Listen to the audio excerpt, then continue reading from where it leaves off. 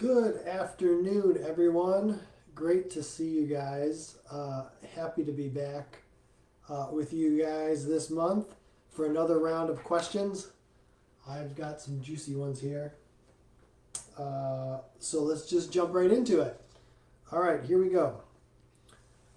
Ricardo Delgado asks, how does a business analyze where they can start improving and scaling? In simpler terms, how does a $100,000 business differ from a $1 million business? What mindset and traits are involved? I operate a barber shop and I'm a barber as well. How can I start analyzing where to start making more revenue and take action right away? This is a great question, Ricardo. So here's something that I always like to make reference to. Every person kind of has a threshold in which they set their mind. So, and this kind of changes sometimes as well over time. Like their threshold might go up or a little, a lot or a little bit, or maybe even go down. But this basically is what your expectations are in terms of how you make money and how much money you're going to make. So, for example, if someone was going to have the expectation of, well, I graduate high school and then I go work at McDonald's and flip burgers, then probably they're going to go to McDonald's and flip burgers because that's their expectation. Where somebody else who also just graduates high school might say, my expectation is I'm going to start a business and I'm going to make $1 million. That's also an expectation and a mindset. And you put yourself where your mind essentially takes you, kind of preemptive to actually doing the work. So I find that's really the place to start. So for example, if you're a $100,000 business and you want to be $1 million business, there's going to be certain things that you can do from an actions perspective that you can't do if you're going to be $100,000 versus $1 million business. So like for example, you mentioned that you're a barber as well. You are not going to be able to be a barber and run $1 million business. Probably. You're probably going to have to spend your time doing non-barber type activities from a physical perspective. Unless, of course, you went with the strategy of, I'm going to become, my brand as a barber is going to be so, as an individual is going to be so high, and my strategy is going to be that I can charge $1,000 a haircut and I'm going to do 80 haircuts a month. Like, that's a possibility, right? Of actually, but that's going to be like, that's a different business model. So point is, you got to start there. You have to look at what is my business model? How much physical effort does it take for me? Or if it's going to take other people, how do I get those other people to do it? And then what's their benefit? Why are they going to want to do this? Because that's where it really comes down to is how do I get other people to do what I need them to do in order to make $1 million? And some people can make $1 million by themselves, but lots of times it requires other people. I hope that makes sense. I'm really like super excited about that particular topic of mindset and like business models. So anyone can reach out to me if they want to talk more about that. All right, next question. Yolindi Boya. What are creative ways on a limited budget to hire and compensate a salesperson, and where would you recommend finding that person? I need to employ a salesperson. What is the best way to pay them? Commission only, hourly with small commissions, or simply hourly with no commissions? If commission-based, then what percentage of the sale is acceptable or standard practice? We're a pillow manufacturer making decorative pillows and manufacturing pillow inserts. Okay, so this depends on what your sales process looks like. If your sales process is very mechanical, like there's not a lot of creativity and the salesperson just executes some sort of methodology and they don't really have to think and they just have to like execute because you've got it all laid out for them. In that scenario, you're actually better off paying them a higher salary. Well, actually, vice versa.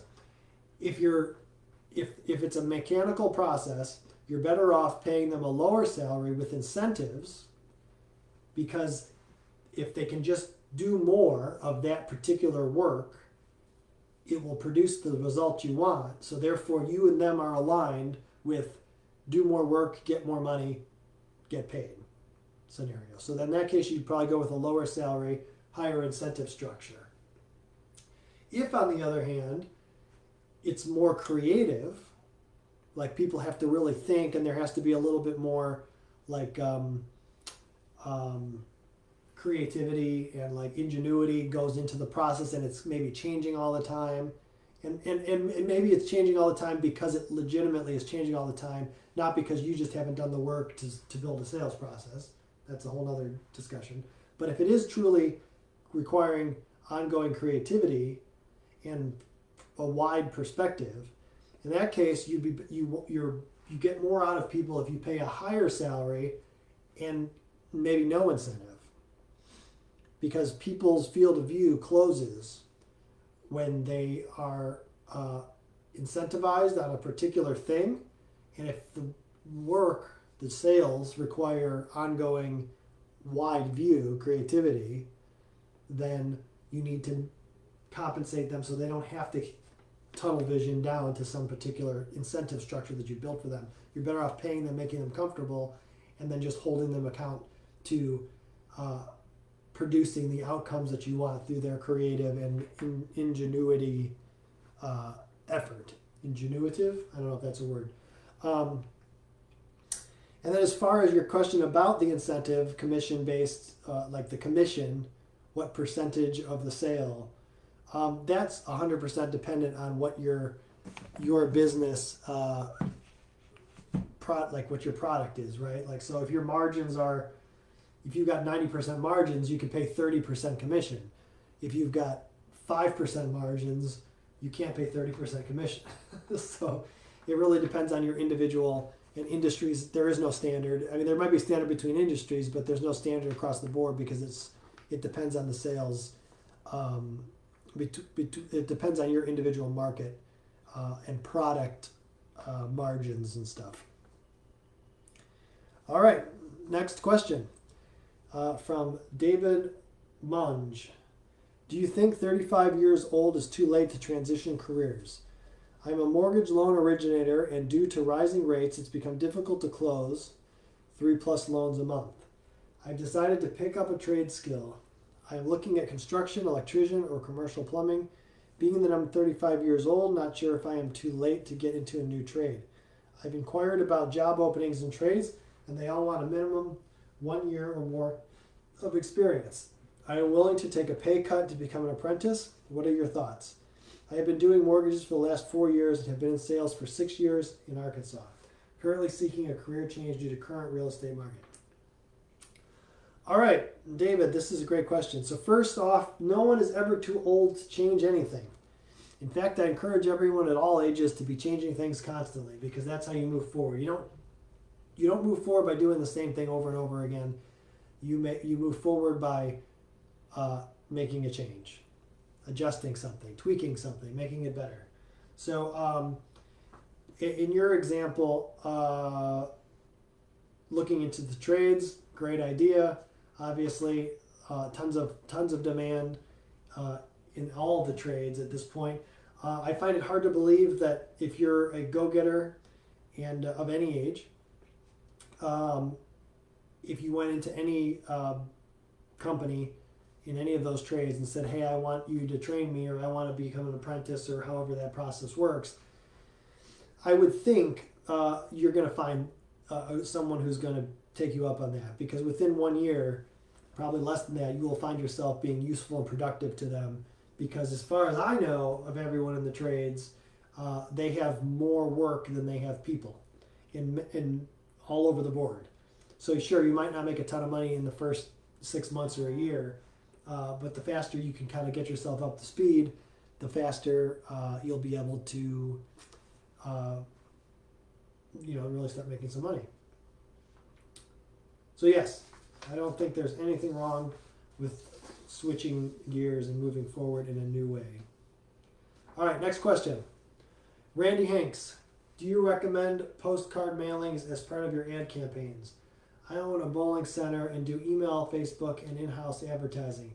Not every household uses social media, and I like to promote special coupons on a website and build my email list.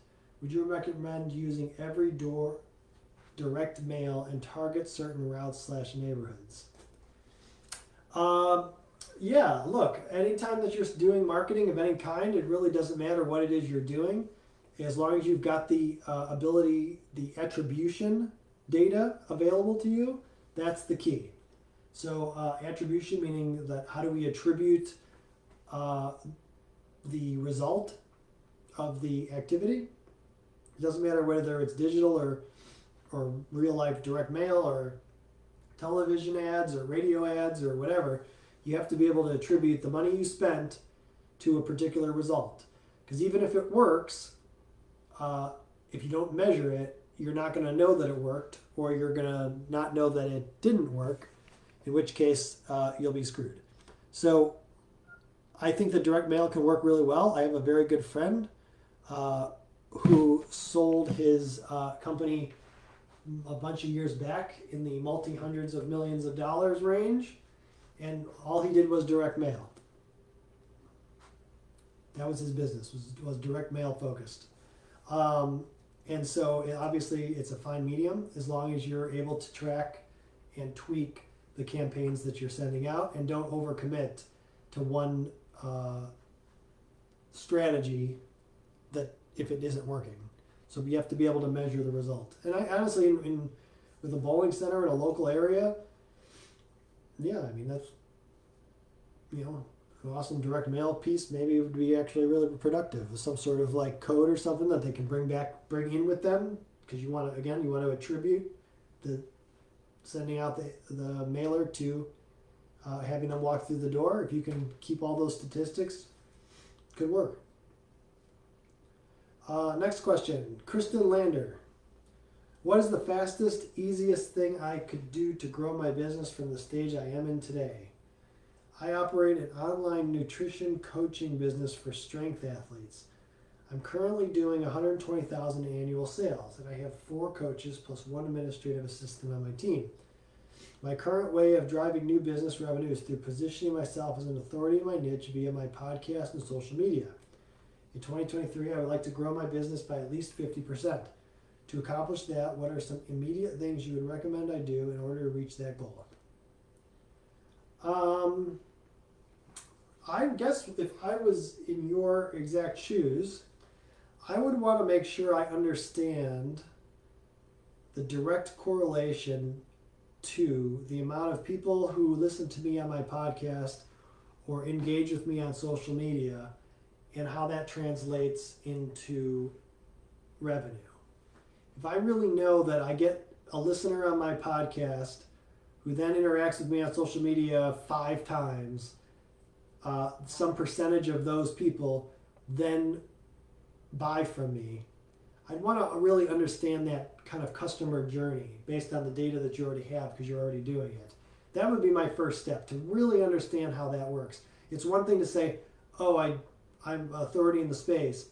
Cool, well, how many people are we interacting with? In which ways are we interacting with them? And then we would ask the question, how do we move forward and increase that volume of interactions, right? Then that's where the strategy conversation comes. So what can you do immediately?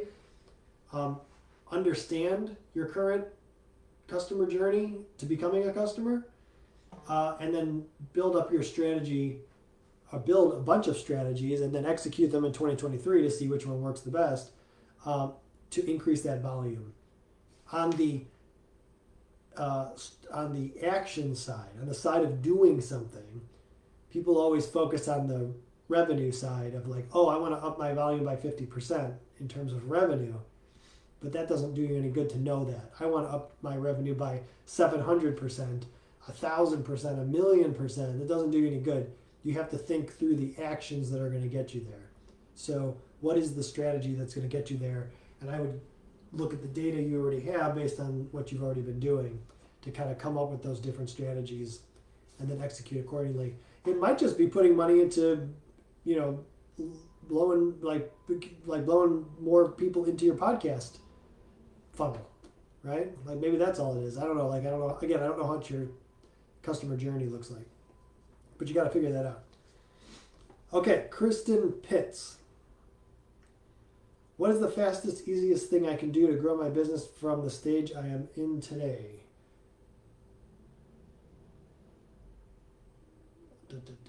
This is, that's confusing. The top one was Kristen Lander, and this one's Kristen Pitts. Okay, starting again. Kristen Lander was the one about the nutrition coaching. Now I get it. Same question. Kristen Pitts. What is the fastest, easiest thing I can do to grow my business from the stage I'm in today? I am a wholesaler in the retail industry selling golf apparel. I am in my first year of business, launching this month of October. I am currently at $16,000 in gross sales. My biggest holdback in driving new business is my lack of cash flow to purchase product to sell. I currently am using credit cards. My total credit limit is at around $10K. Next year, I would like to grow my business to at least $100 or $500K in gross sales. I'd really like to go after bigger retail fish such as department stores, but I'm not sure how to secure a large order without the cash to back it up. I am limiting myself to my credit limit. What are some immediate things you would recommend to do in order to reach my goals? Okay, so a couple things. Depending on what your timeline is in terms of how fast you can get product, like how long do you need the cash for before the product shows up and you can sell it and then turn it back into cash to pay back your original investment. Depending on how long that time is, there's a couple approaches. One, if you're selling to big department stores and they're willing to wait and you don't need to deliver like the next day, and again, depending on how much time it is to get that product, there's financing available. You could go sell to big department stores right now, and based on the PO that they give you, you can get financing against that PO, so someone will help you fulfill the order from a cash perspective. So that's fairly reasonable. So that's what I would do, is I would focus on getting those relationships going, because selling into the big department stores isn't easy. I'd start focusing on that, with knowing that as soon as you get an order, you're going to be able to finance it. Talk to me, talk to Sean, talk to other folks. I'm sure that there's a way to get that done either privately or through companies that do that. There's very large companies and small companies that help with that sort of stuff from a finance perspective. Now, on the other side of the equation, it sounds like you're selling, it sounds like you might be selling into like a retail to, you're saying wholesale in the retail industry.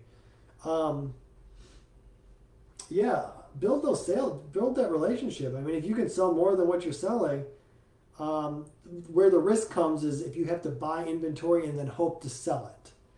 That's where it gets harder to finance, because at least in these early stages, for sure, nobody wants to get stuck with a bunch of inventory. So if that's the situation, that I have to buy this batch of stuff and it's going to cost $100,000, then I'm going to put it in a warehouse and hopefully I'm going to be able to sell it before it gets stale. There is a lot of risk associated with that, and in that case, you're probably going to need friends and family type equity investment, I would imagine. I don't think a professional investor, until you get a little bit more history, will jump on that. I think that's going to be a friends and family type solution, or your own money like you're doing with the credit cards or something like that. And there's a lot of risk, or at least there's a lot of risk from the outside, maybe from your perspective, because you know how to sell and you know what products are going where. Maybe it's not so bad, but that would be my thought, is that if you do need to raise equity, it would be friends and family. But yeah, if you can play that game between that you don't really need to have the product, and there can be a gap between the sale and the delivery of the product, that can be financed. Okay, that is it. That's all I've got for today. Great to see everybody. We'll talk to you again next time. Reach out if I can be of any help.